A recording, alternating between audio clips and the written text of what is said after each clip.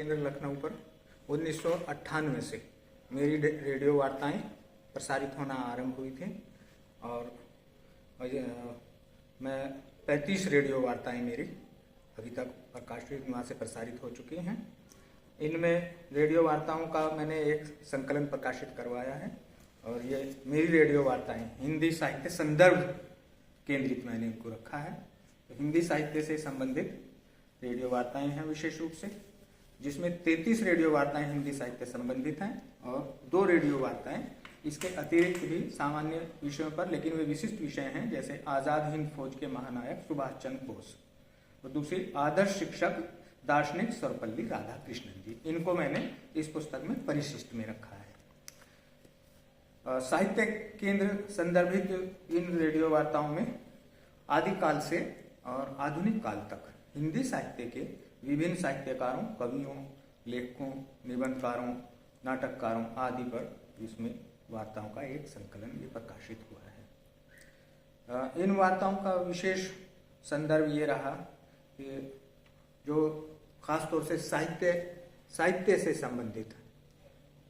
लेखक, कवि या इसके अतिरिक्त जो साहित्यकार हिंदी साहित्य के भक्ति काल के, सूफी काल के और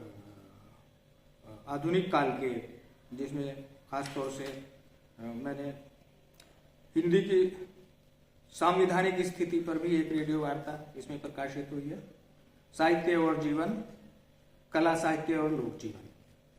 तो ऐसे विषयों को मैंने विशेष रूप से इसलिए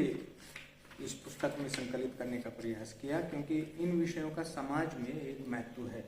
और सामान्य पाठक भी जो रेडियो पर अपने कुछ कार्यक्रम सुनते ही रहते हैं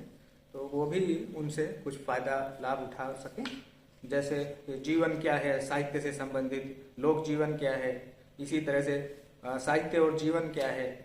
और पत्रकारिता से संदर्भित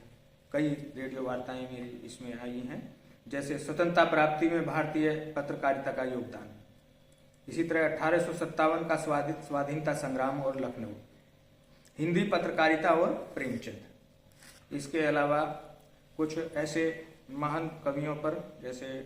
अब्दुल रहीम खान खाना, व्यक्तित्व एवं कृतित्व, नवजागरण के उन्नायक भारतेंदु हरिश्चंद्र, हिंदी नवजागरण के संघर्षशील योद्धा पंडित बालकृष्ण भट्ट, आचार्य महावीर प्रसाद द्विवेदी और हिंदी नवजागरण, सियाराम शरण गुप्त का रचना संसार, साहित्य सर्जक अध्यापक कुंवर सिंह, हिंदी साहित्य गौरव बाबू श्याम सुंदर दास, तुलसी के काव्य में चंद्रमा की शीतलता,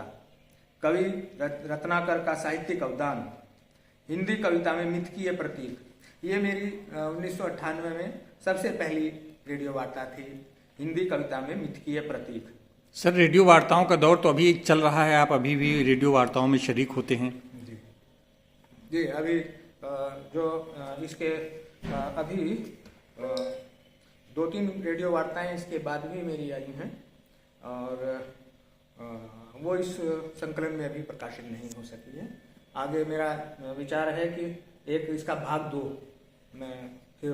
प्रकाशित करवाने का प्रबंध करूँगा।